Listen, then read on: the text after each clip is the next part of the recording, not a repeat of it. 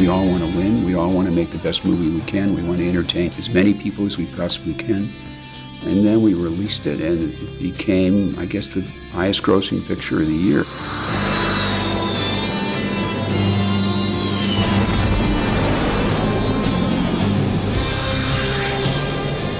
It's amazing, the timing of that movie and when it came out.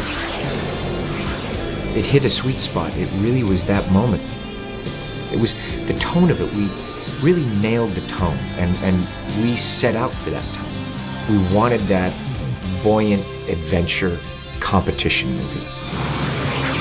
Take the shot, kid. Take the shot. Damn it! Missed! Don't let him go!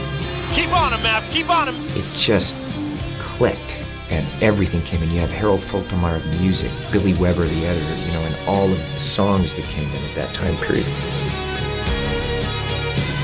Well, I think leather jackets became vogue after the movie came out. I think it made the military cool, too. People kind of loved the look of these young men.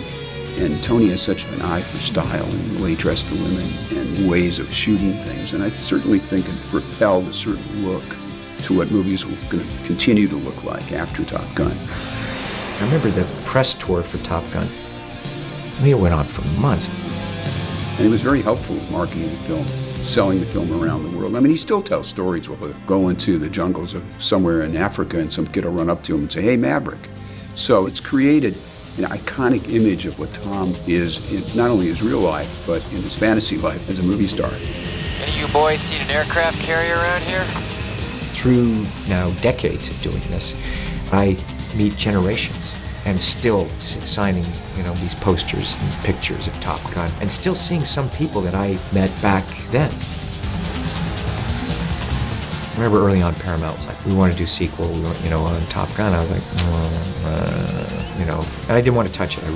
They really put a lot of pressure on me for years. I felt more confident doing sequels to a Mission Impossible because I always knew from the beginning, I hoped that if Mission worked, I could do more. I hoped that if Reacher worked for an audience, I could do more. With this one, that's a very narrow target you've got to hit, man, and it has got to be a bullseye. I traveled around the world, and so many times, the thing that convinced me is audiences kept saying, please make another one, please make another one. When I'm traveling around the world and they go, sign this thing, and when are you making the next Top Gun? I feel the pressure, and I'm going, man, I want to deliver this for you. I don't want to just do it, I want to deliver. Jerry called me, and we just started talking about it. It's like, okay, let's watch the original.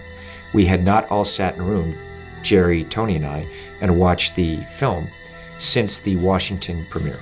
And I said, look, if we're going to do it, guys, I want the same spirit of the movie. How do we do that 30 years later? How are we going to accomplish that? How do we get this aesthetic today?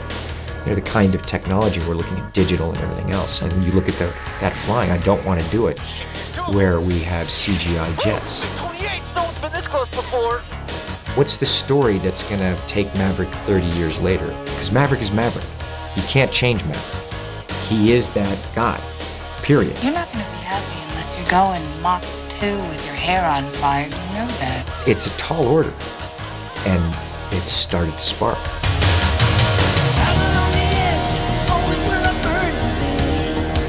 Here we are, 30 years later.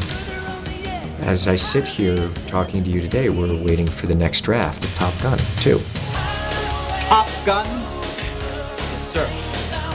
God help us. The story has the same kind of spirit, but 30 years later, I was really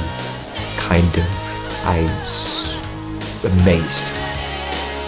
Well, we've all evolved. Tom's evolved as an actor. He's done one hit movie after another. I can hold my own. The Navy's much different today than it was then. Not only are they fighting war, but they understand the power of the movie. God damn that guy. And they're much more engaged this time than we were originally. And we've all had ideas on how to make this a better movie, if that's possible, than the previous one. And that's what we're doing. We're getting much closer than we've ever been, but it's still a long process. We're on the target. And I see that potentially we might be able to hit a bullseye.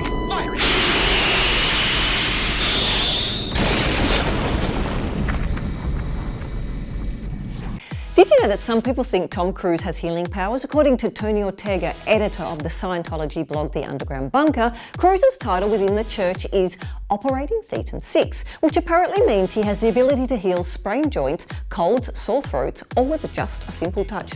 Obviously we can't say whether this has been confirmed or not, but I'm sure you guys can make up your own minds. Do you like my shirt? You can get one for yourself in the link in the description.